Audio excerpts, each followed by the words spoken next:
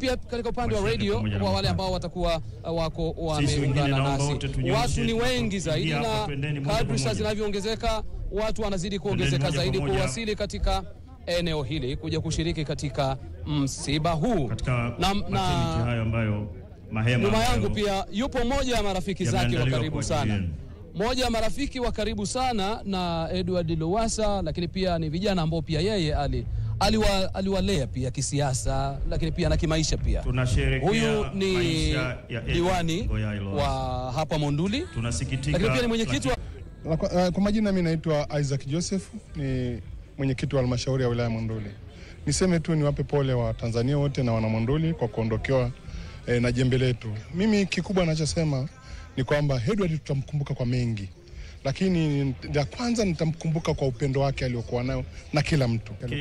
Ingia moja kwa moja. Lakini Mheshimiwa Edward alipoingia madarakani, tulikuwa na stadi yetu ya zamani Kongwe ya Kongwe, na akahakikisha kwamba ameijenga. Tunajivunia hospitali, lakini sio hilo tu, tunajivunia shule zetu za sekondari. Aliposema swala la elimu alimaanisha leo watoto wa kifugaji wa jamii ya Maa wote wamekwenda shule na wanakuwa na choice yao kwenye maisha yao. Kwa hiyo ni kitu ambacho diwani alikuwa naye kama diwani, kwa sababu alikuwa mbunge na tulikuwa kwenye baraza, nasema fanya maamuzi magumu hata kama unakosea, lakini onekane umefanya na maamuzi ulikuwa. Kuna wananchi utawakuta wanafurahia yale matunda ya Mheshimiwa Lowassa. Lowassa alikuwa anafanya kitu moja kikubwa na kizuri, kuhakikisha anabadilisha makazi ya watu. Alitengeneza hiyo mfumo ili kuondoa hizi nyumba za tembe, na amefanikiwa kwa sababu zaidi ya bati 6,000 mpaka 12,000 ilikuwa tunagawa kwa kila mwaka. Subiri kidogo mtazamaji, unaowaona nyuma yangu ni miongoni mwa wananchi mbalimbali kutoka sehemu mbalimbali waliongozana na mwili nao wakiingia sasa kwa kasi kubwa sana. Idadi ya watu wanaendelea kuingia ni kubwa sana, wanaendelea kuingia katika eneo hili. Niko nazungumza na diwani wa kata ya Monduli ambaye pia ni mwenyekiti wa halmashauri ya Monduli, akielezea kuhusu machache kati ya mengi zaidi ambayo anayafahamu. Ni miongoni mwa vijana ambao yeye anakiri kwamba kapitia mikononi mwa safari unakaribia Lowassa. Ndio. Kwa hiyo ni vitu ambavyo tulikuwa tunaviona na ni vitu ambavyo, lakini Mheshimiwa Lowassa huko mwanzo, hii sasa hivi tunasema mikopo ya vijana na kina mama, yeye alianzisha mwenyewe mkopo wa vijana na vijana wengi walifaidika. Alitoa zaidi ya bilioni 1 na mpaka sasa hivi wengine hajarudisha. Alitengeneza mikopo ya kina mama, aligusa maisha ya Watanzania wote kwa level zote.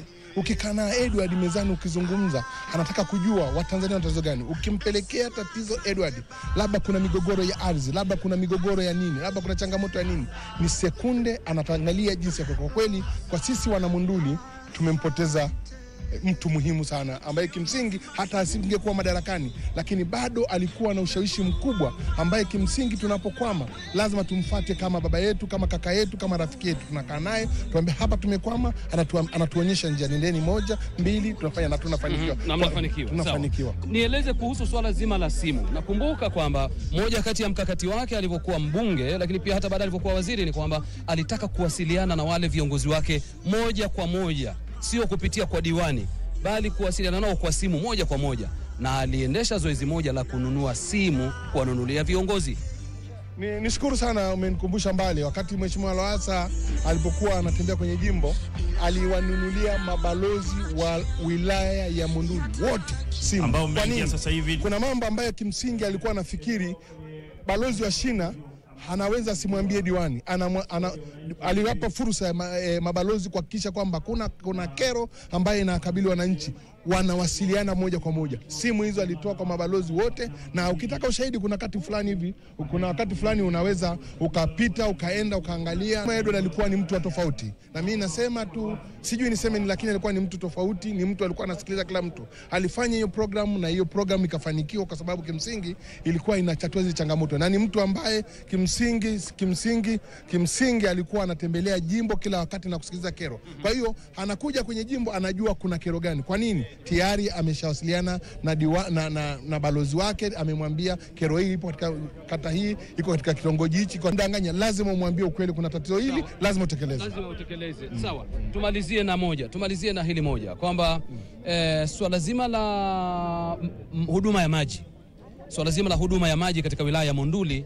Wilaya hii ni moja kati ya maeneo kame, lakini pia wafugaji, ilifikia kipindi mifugo ilikuwa inakufa katika miaka ya nyuma wakati wa uongozi wa Edward Lowassa. unaweza kusemaje katika ile likabiliana nalo vipi huduma ya maji kwa wananchi wa Monduli? Niseme tu kwamba watu wengi wakumbuke kwamba tulikuwa tuna mradi mkubwa sana wa mradi wa maji kutoka Ngaramtoni ambao kimsingi alioanzisha ni Mheshimiwa Edward, ambao ndio maji yanayotumika mpaka leo hapa Monduli mjini.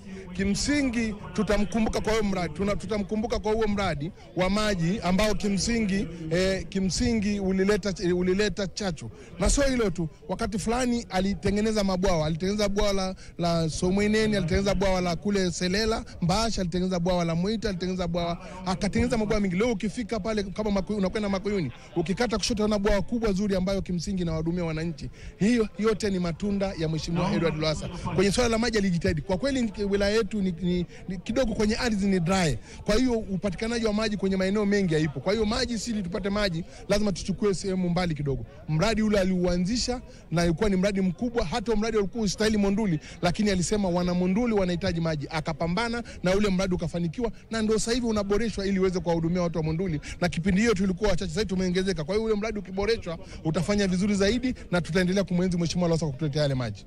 Sawa sawa, tutaendelea kumwenzi. Na muona mmoja kati ya mwananchi pale ambaye amevaa t-shirt inaandikwa Team Lowassa. Nataka kuzungumza naye kwamba Team Lowassa, yeye ni Team Lowassa. Ni Team Lowassa kwa lipi? Ni Team Lowassa kwa vitu gani? Unaitwa nani kwanza? Naitwa Kalaita Petro kutoka Morogoro. Kutoka Morogoro? Kutoka Morogoro. Umekuja huku? Nimekwenda Dar es Salaam, nimekuwa huko, nimeongoza msafara wa timu ambayo ilitangulia kama familia, na ikiwa sawa. Kwani mbona umevaa t-shirt imeandikwa Team Lowassa? Mimi ni Team Lowassa. Unamaanisha nini? Team Lowassa tulitengeneza yale makundi wakati wa uchaguzi, ambayo safari ya matumaini, kabla ya safari ya matumaini na baadaye safari ya matumaini, lakini tukawa tumemwenzi wakati mwingi kwa sababu alikuwa ni shujaa na ni mtu aliyetufundisha mengi katika nchi ya Tanzania.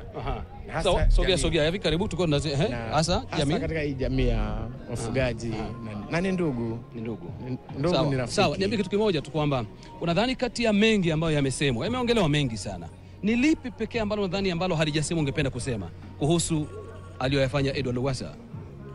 Mengi yamesemwa, yale machache pengine ambayo unadhani kwamba niseme moja kati ya mambo ambayo amefanya Lowassa, alihamasisha chuo kikuu cha Arusha ambacho sasa ilikuwa chuo na sasa ni chuo kikuu, na kwa sababu hiyo ningeomba rai serikali au mkoa wa Arusha itambue hicho chuo, na ikiwezekana waibadilisha jina wa mwenzi Lowassa kwa kubadilisha hilo jina la hilo chuo, waite jina la Lowassa. Hiyo tungetamani kukiona kwamba aenziwe kwa baadhi ya vitu vinavyoonekana. Yes. Ama sivyo? Ndio. Sawa. Na sisi pia tunayo matunda sana. Tuna matunda. Kwenye mkoa wa Morogoro alikuja kuhamasisha na akasababisha kujenga shule maalum kwa watoto wa kifugaji katika kata ya Parakuyo ambayo ndiko nakotokea. Kwa hiyo ni mtu ambaye ametufundisha mambo mengi, ametufanya wafugaji kukimbia kufuata maendeleo. Sawa. Kukimbia kufuata maendeleo. Na haya matangazo ya moja kwa moja unayoyapata tukiuletea kutoka nyumbani kwa Waziri Mkuu mstaafu hayati Edward Lowassa kutoka hapa nyumbani kwake eneo la Ngara, shuleni Monduli, mkoani Arusha. Na haya ni matangazo ambayo muda wote kuanzia sasa mwili utawasili hapa nyumbani. Mwili utakapowasili hapa nyumbani, basi tutakuletea kile ambacho kitakuwa kinaendelea, ikiwa ni pamoja pia na ratiba na masuala mengine. Wananchi ni wengi sana wanaoendelea kujiri hapa kuja. Nikushukuru sana kwa kuzungumza nami. Karibuni sana. Sawa. Waziri Mkuu. Moja kati ya wanahabari hapa na muona mwandishi wa ITV. Lowassa alikuwa mtu wa namna gani kwa wanahabari? Kwa kweli ukianza kujitambulisha kwako. Mimi naitwa Siraji Mvungi, mimi nafanya kazi ya ITV na katika kanda hii ya kaskazini. Kwa kweli Mheshimiwa hayati Edward Lowassa alikuwa ni mtu ambaye tutamkumbuka sana, hasa wanahabari, kwa sababu alikuwa ni mtu ambaye ni miongoni mwa viongozi ambao walikuwa wanatoa ushirikiano wa kutosha, lakini achilia mbali ushirikiano, ni miongoni mwa viongozi ambao walikuwa wanaonyesha ule udhati wa kuwajali waandishi wa habari.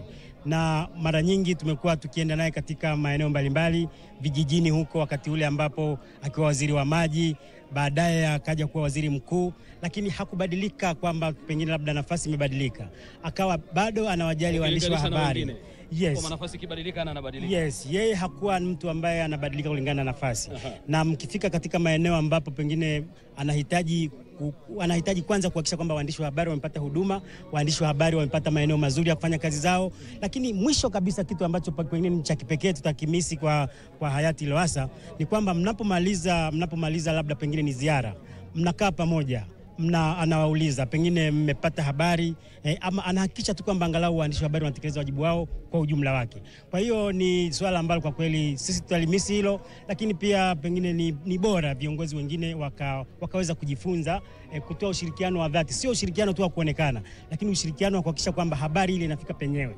Lakini lingine la mwisho ambalo pengine napenda kulizungumza ni kwamba hayati Edward Lowassa alikuwa ni miongoni mwa watu ambao wanapokwenda kwenye maeneo ya wananchi wanataka kuhakikisha kabisa kwamba wanaona kwa macho yao kile ambacho pengine wananchi wamefanyiwa, ama pengine maelekezo yale ambayo yametolewa kwamba yametekelezwa kwa kiwango gani. Asiraji, nakushukuru sana. Okay. Moja wa waandishi maarufu wa habari wa mkoa wa Arusha, Asiraji Mvungi, moja wa waandishi ambao tulipata kufanya nao enzi hizo katika mkoa huu wa Arusha.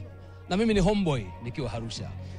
Nazungumza na Kalanga. Kalanga ni moja ya wanasiasa, moja ya vijana ambao wamekuepo hapa Monduli, wamepitia mikononi mwa hayati Edward Ngoyai Lowassa.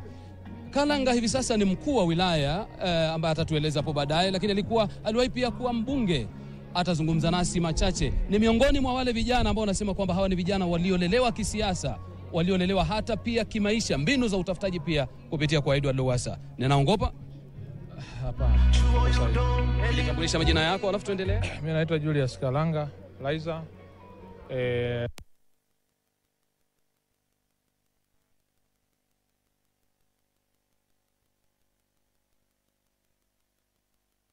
Nenda play out.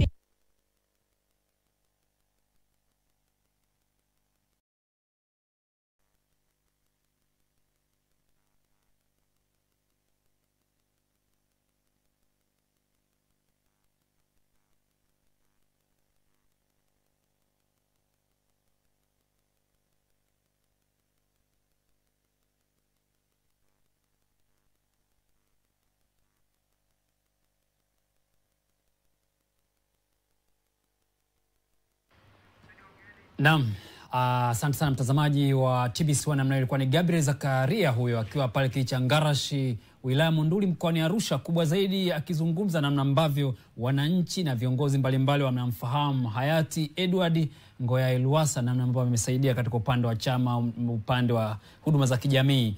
Ushuhuda wa mtu huyo ambaye leo anawasili katika kichao cha asili, kijiji ambapo amezaliwa Agosti 26 mwaka 1953 na hatimaye kifo kikampata kwa jijini Dar es Salaam tarehe 10 mwezi Februari mwaka 2024. Mtu huyu mazuri yake yametajwa sana, lakini tunaona kijiji ambacho ametokea na eneo ambalo ametokea pia msafara ni mkubwa, wanaita Friends of Lowassa. Na wakumbuka sana kwenye kampeni tangu akiwa kwenye ugombea ndani ya chama chake CCM, baadaye alivyohama kwenda Bukawa, bado watu wale wako naye mpaka kwenye kusindikiza safari yake ya mwisho Mzee Ngoi. Hili pengine nadra sana kwa viongozi ambao wanaitwa ni charismatic. Naam. Mtazamo ni upi pengine kwa kile kinachoendelea? Tunazungumza sisi mengi, lakini tumeona shuhuda pale Gabriel Zakaria akiwaonesha watu wale. Tulikuwa tunazungumzia wafuasi wa falsafa ya mtu. Wale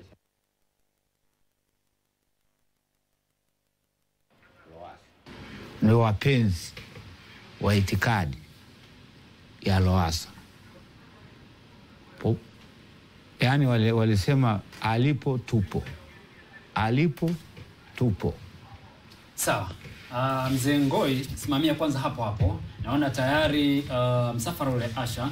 Ndio. Tayari naona watu wakiendelea kujadiliana pale, lakini mambo naona kama unavyoona mtazamaji wa TBC1, kama nilivyokuwa kueleza Gabriel Zakaria, tayari mwili ule umekwisha wasili katika eneo lile, viongozi mbalimbali wakijiandaa kwa ajili ya kuweza kupokea pale kijijini au nyumbani kwa hayati Edward Ngoyai Lowassa, nyumbani kama inavyoonekana. na tumejadili mengi, na tayari magari yale ambayo yalibeba mwili wake ikaonekana nyumbani pale ambapo Gabriel Zakaria kwa kupitisha mtazamaji wa TBC na vyombo mbalimbali walikuwa wakipitia TBC kuchukua matangazo kwa maana radio, TV na mitandao mbalimbali ya kijamii. Eneo linaonekana vizuri kabisa wakiwa wanampokea kiongozi huyu ambaye kwa sasa ni hayati Edward Ngoyaye Lowassa nyumbani kwa Ngarash, kijiji cha Ngarash, wilaya Monduli, mkoani Arusha. Ashaji, tumezungumza mengi sana, lakini tumeonyeshwa na homeboy mwenyewe anavyojiita Gabriel Zakaria pale nyumbani. Yeye ni jamii pia ya Masai huyu.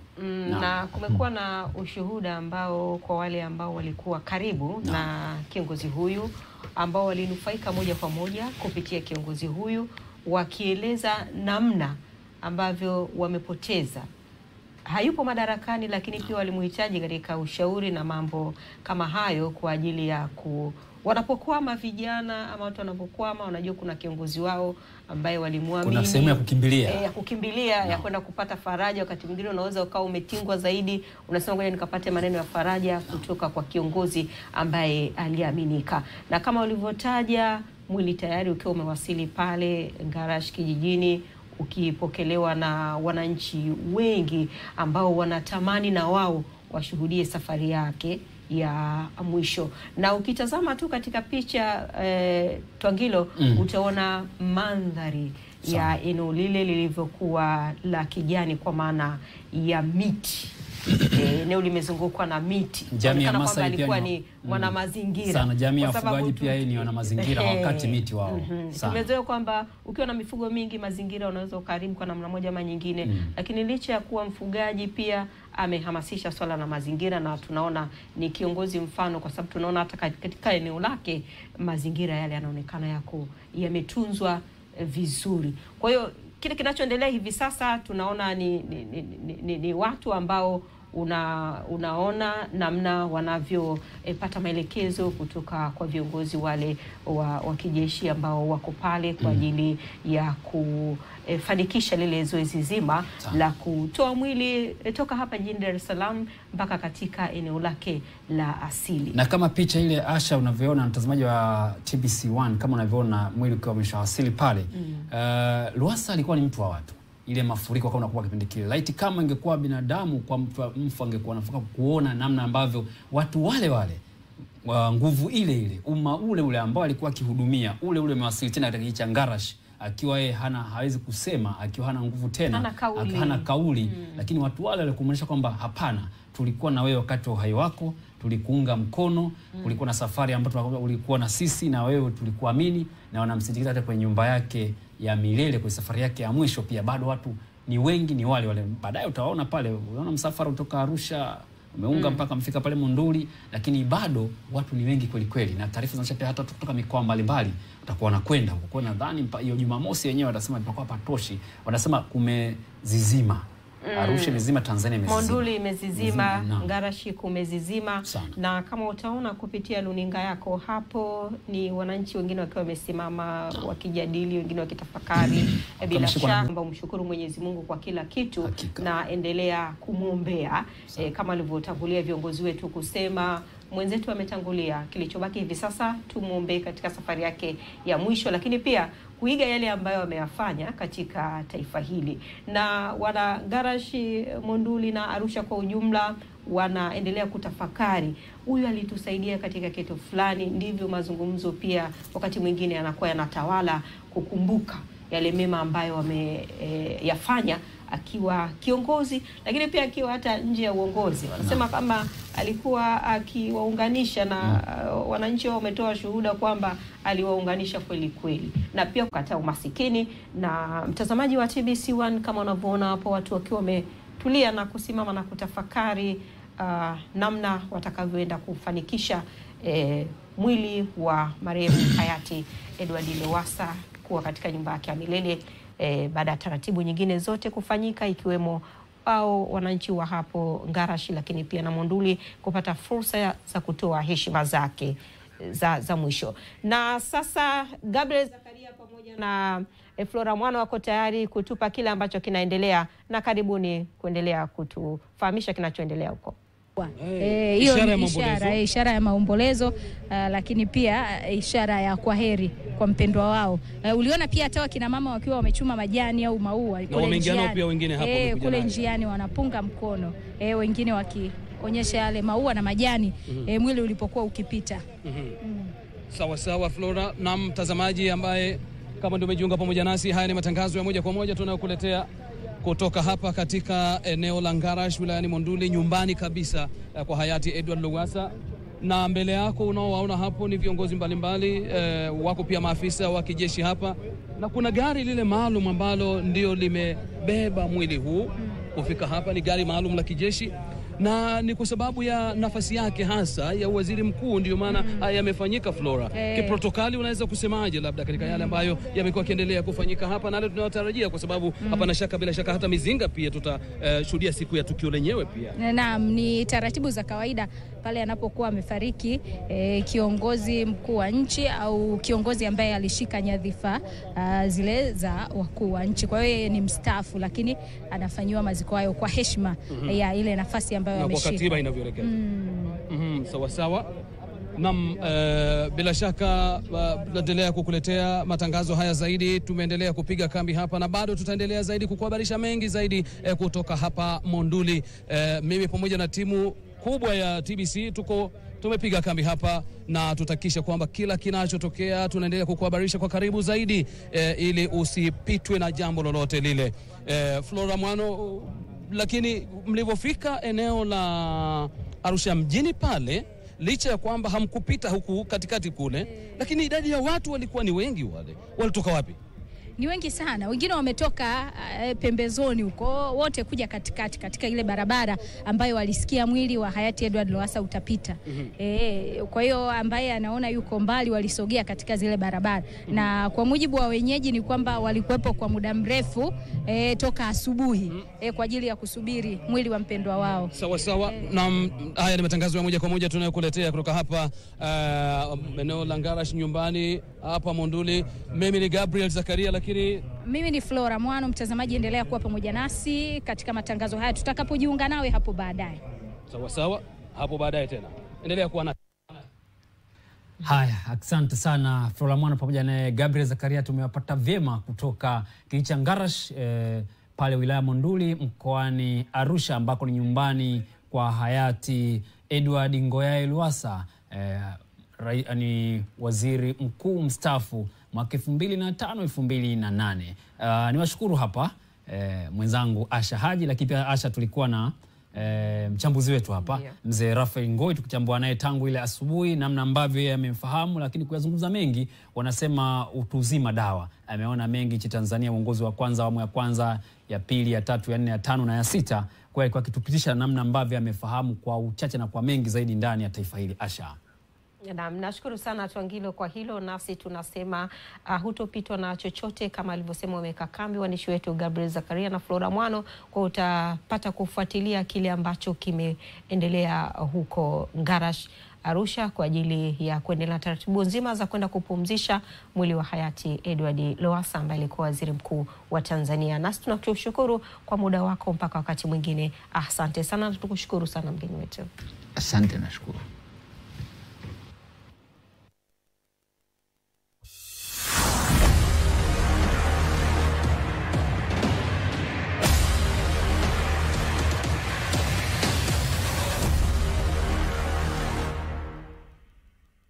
Angalia TBC1, ukweli na uhakika.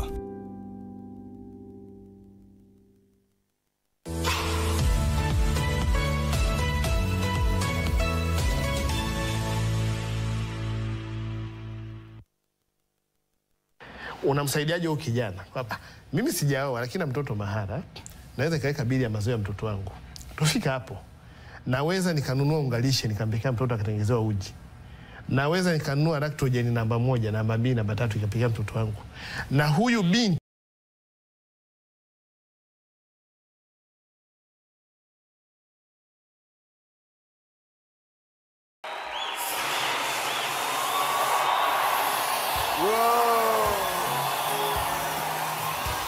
Kenya kipenzi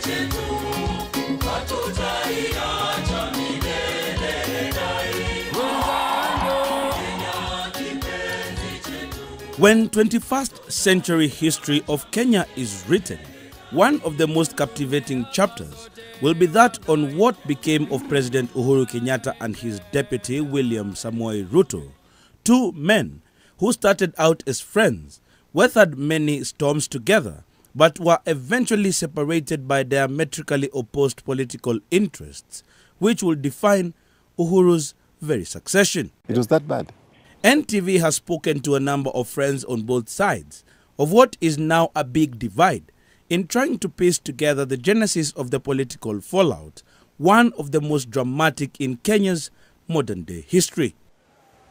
Was it a marriage of convenience that was always bound to come tumbling down, or did politics get in the way of a Kenyan Cinderella story? It was not a love affair. The glue that brought these two people together outside politics was the ICC indictment. The problem between William Ruto and Uhuru Kenyatta is nothing but family, St. Mary's, close friends, and children of the people who ruled with Jomo Kenyatta. I met a friend who is very well connected with the power that be, who told me in confidence that they will not support William Ruto come 2022. Ruto went far. He went up to Uhuru's bedroom as far as the interests are concerned. A point reached really in our government, in the government of President Uhuru Kenyatta, when he shook hands with Raila, we all breathed a sigh of relief.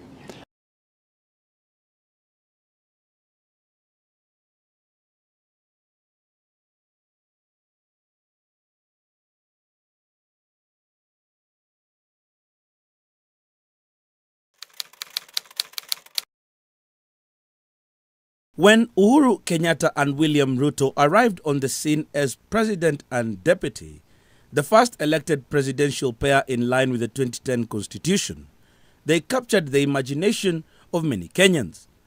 IEBC certifies that the candidate who has been duly elected. Victory that even the duo admitted in not so many words, coming on the back of a fight of their lives as they sought to ward off grave charges at the International Criminal Court, following the 2007 bungled presidential election. But this was only the culmination of a checkered journey that had seen the duo come together and part ways at different points in their careers. I haven't cried in years, and it's only my mother who is here today who can attest to that. Legislator Moses Kuria is the outgoing member of parliament for Gatondo South, the constituency of President Kenyatta, a key beneficiary of the Uhuru wave in the region. In the two elections, Kuria has since parted ways with the president as part of the grand fallout in the Jubilee government. An erstwhile ally of Uhuru, he traces the journey of the Uhuruto story to 1995, in the final decade of Daniel Arap Moi's rule. Among the people that Moi trusted with the Uhuru project was William Ruto. Yeah. So Joshua Kurei and William Ruto were the people who were tasked by Moi to chaperone Uhuru's entry into politics. Obviously, I think Moi had his own succession designs, you know, for his last term. So that project was very important for him. Kuria is now a Chama cha Kazi gubernatorial candidate for Kiambu County and claims that William Ruto had been detailed by Moi to teach the young Kenyatta the ropes of Kenyan politics. Ruto was already in the thick of Kenya's murky politics, having made his controversial entry through the infamous Youth for Kanu 92 or YK92 lobby group, which pushed for Kanu's re-election in the country's first multi-party election under Moi.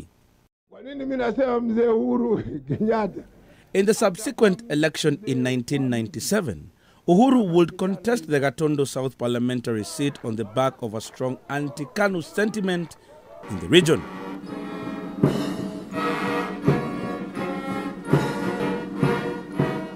But Moi, the self-declared professor of politics, had more tricks in his bag.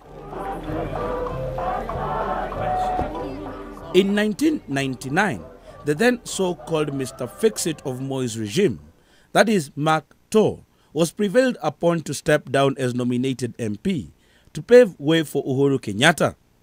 Ruto's allies say even then the current DP was still by Uhuru's side. Even when he failed on that, when he didn't get to parliament, it was William Ruto who actually did the heavy lifting that culminated in Mark Tor, the late Mark Tor was a very close friend of mine. And I got this from Mark Tor, we were very close, to actually help Uhuru to get to parliament after Mark Tor resigned. That was 1999. So by that time, Uhuru and Ruto were inseparable. Kanu infrastructure was handed over to Uhuru. Ruto happened to be one of the key players of the Nyayo infrastructure. Biwot, Kulei, all of them, Gideon Moi, all right? So Uhuru just inherited the Moi infrastructure. There are different accounts as to how Uhuru Kenyatta took over the leadership of KANU, but the bottom line is that they were together in Kenya's grand old party with William Ruto, who had since become a member of parliament, having won the Eldoret North seat in the 1997 general election. And so, even when Uhuru ran and lost the presidential race in 2002, Ruto was one of the politicians by his side when he conceded defeat, following Mwai Kibaki's historic victory. 2005, during the KANU elections in Kasarani, when William Ruto was elected, now post-Moi, when Uhuru was elected chair, and William Ruto was elected Secretary General. The true Ruto was the 2007 Ruto, 5 years down the line. The two would remain together and eventually found natural allies in Raila Odinga, who had since fallen out with Mwai Kibaki, following the disagreement over the controversial Memorandum of Understanding that Odinga and his team accused Kibaki of trashing. Uhuru as opposition leader, with Ruto and other key figures in KANU,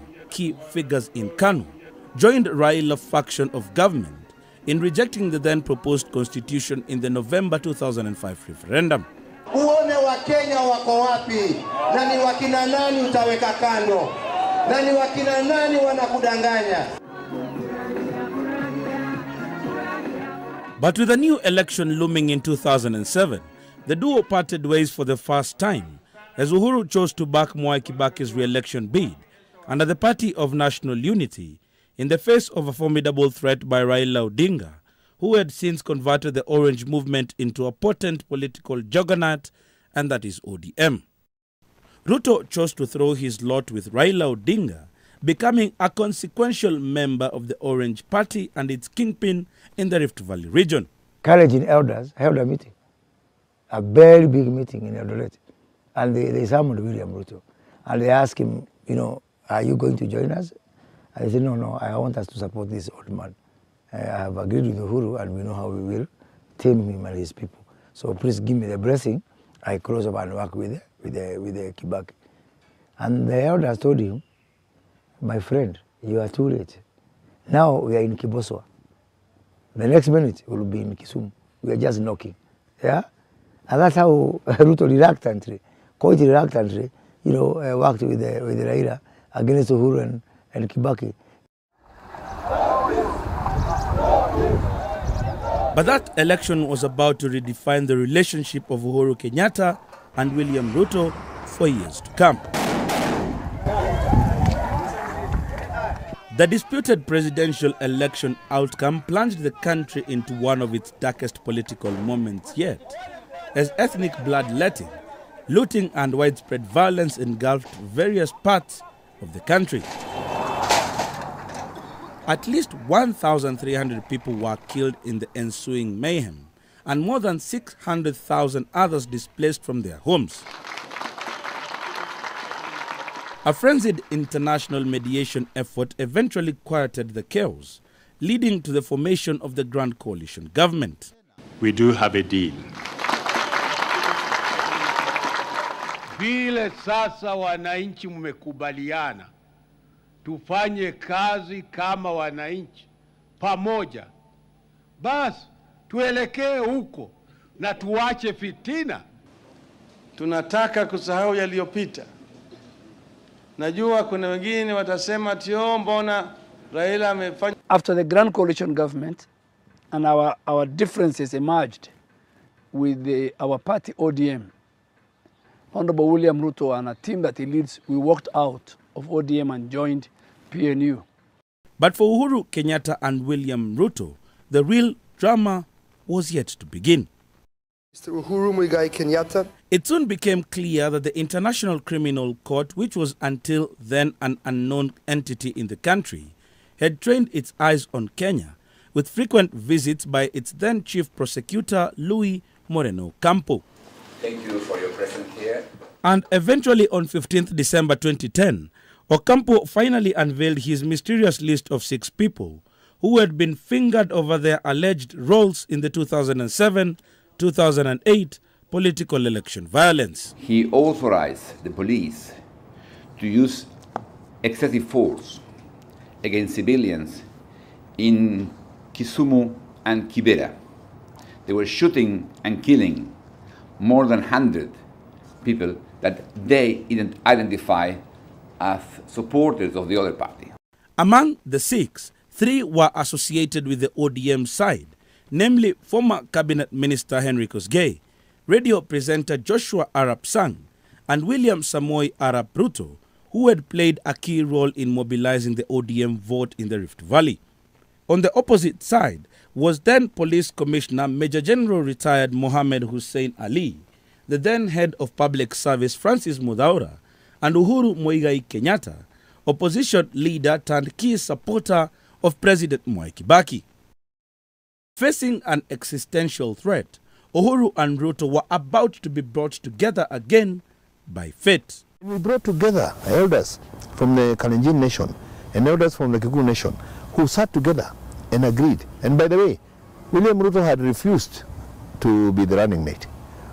He wanted to run as president, Uhuru to run as president, and then they come together in a runoff. And I remember telling the deputy president, my friend, if you can do it in a runoff, you might as well try it in the first round. In any case, if you don't get it in the first round or even in that runoff, you'll be in The Hague. So you either agree now to come together and work towards victory, or you hang separately. The glue that brought these 2 people together outside politics was the ICC indictment. And you know, the ICC was both local and international conspiracy to lock out William Ruto and Uhuru Kenyatta, who were serious competitors in the 2013 general election, and to give a through pass to Raila Odinga. A growing consensus was building around the 2 politicians that they had no choice but to come together. There was one Harambee, if you remember, for the Mau evictees at Pan Africa Hotel. And that is the beginning of the new phase of their life. So that time they are still talking, you know, rapprochements, pole. Then this Harambee, which happened to have been somewhere around 2011, if I'm not wrong, or 2009, I remember. Ruto made the unthinkable move and invited Uhuru to preside over the Harambee for Mau evictees. And Ruto was fought by his people. How can you invite our enemies? How can you do this? And Uhuru was viciously fought by both the Kikuyus, the Gema, yeah, within now the Kibaki side of government, but also by his coalition partners. Now William Ruto now goes to his people to tell him that he has decided to work with Uhuru Kenyatta. Remember, they have now the ICC issue on their neck. Oh, and they could not understand. How can you take water, instead of pumping it down to the lake, you are pumping it up the mountain? They couldn't understand. That's the analogy that the Kalenjin elders again used. But he really tried, and he convinced them that this is the best thing for them. Let them work together. We have got ICC here. In any case, whether we win or we don't win, this is the only formula that we can be able to have our people to live together. All options were now on the table. They had toyed with the idea of running for the top seats themselves, but the case was proving to be an impediment. Some in their ranks weighed the possibilities of enticing some of their allies to go for the top jobs, with a view to shielding them from the ICC monster. The names of Musalia Mudavadi and Kalonzo Musyoka featured prominently.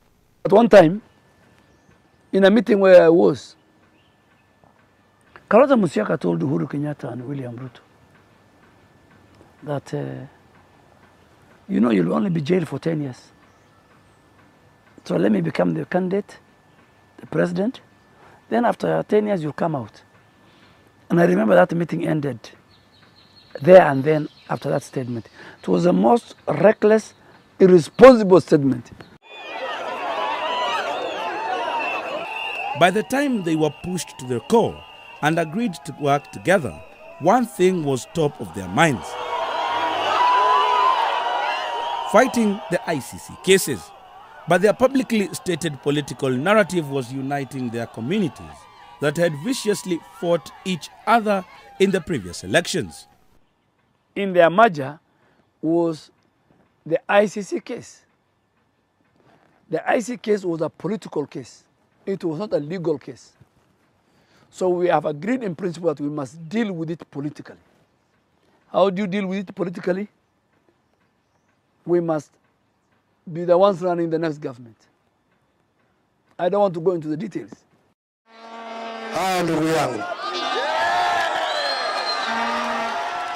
They formed themselves into a formidable political coalition.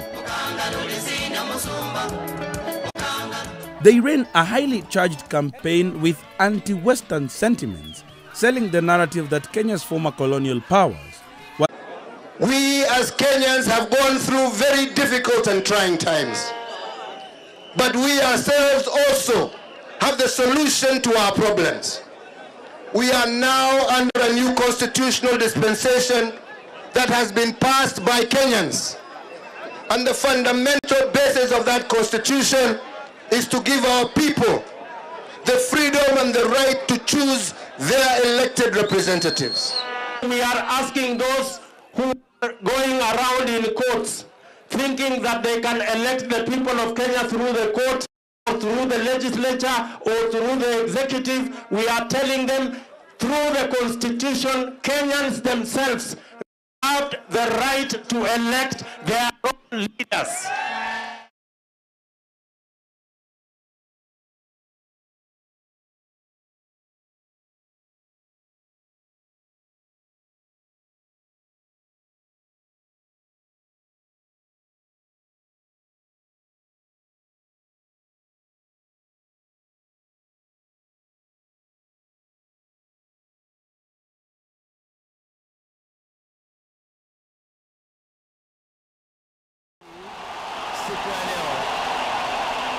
The unlikely victory brought home many questions. Was it a genuine reconciliation, or was it a marriage of convenience that will soon be tested by the reality of running a government? I, Uhuru Kenyatta,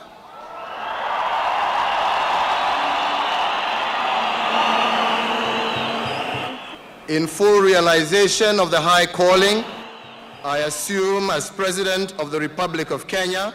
But the Uhuruto pair gave the country no time for guesswork. Instead, they hit the national headlines with what appeared to be a new style in statecraft. They wore matching shirts and ties, and like true lovebirds, finished each other's sentences. They appeared to mirror the Barack Obama-Joe Biden fairy tale that was unfolding thousands of kilometers across the Atlantic. Actually, the election of 2013 was a peace dividend election. It was not a love affair. It was people sacrificing for the sake of peace of this country. We thought we had arrived in terms of a really shared presidency, not shared constitutionally, but the two fellows who cared so much about the country, given the past that we had come from, and the communities they represented. We thought that was a very good thing.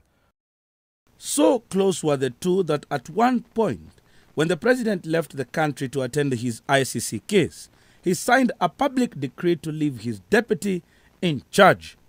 But it didn't last long. Unbeknown to the public, suspicion and discontent was already brewing in the Jubilee House. Of course, there was really a desire to change things and to transform. They worked very well, 2013, 2014, 2015. I think around when I personally started sensing there's something, was in 2016, when Uhuru's case was dropped at the ICC, ahead of Ruto's case. I was involved in the president's campaign in 2016, 2017, and I know he was fed up, all right? But it was between a crocodile and a shark. On one side was Ruto, and the other side was Raila. So he had to choose which one should eat him up. From the time the president won his second term, the second election, his advisors were ready to have a deal with Tinga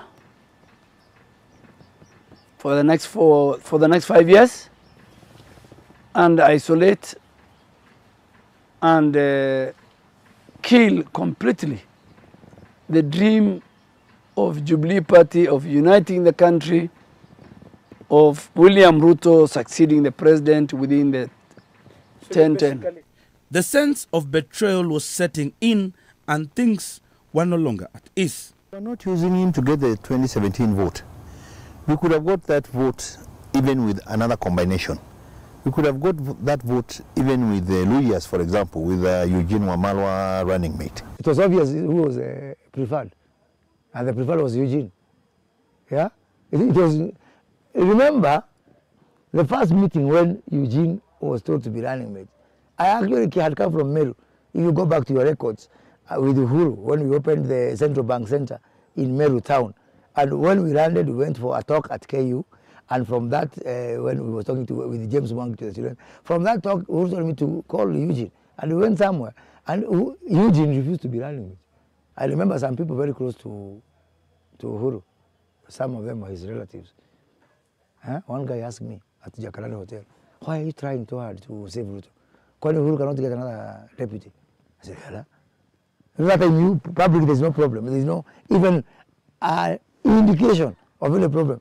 But this guy who is actually a very close relative to Uhuru Kenyatta asked me, you mean Uhuru cannot get another running mate, even if William Ruto is taken away? Then I started saying now here, there must be some people who are corroborating this thing. Until 2017 election is when cracks emerged. And in all that was just the beginning of the common thing in Kenyan politics, politics of deceit, politics of betrayal. And this you'll find it in every government. Is it before or after the election? No, just before the election. Even there were people who were thinking of, do we replace William Ruto with Kalonzo Musyoka? But in the run-up to the 2017 general election, the duo put on a brave face. They denied any suggestion that all was not well in the coalition.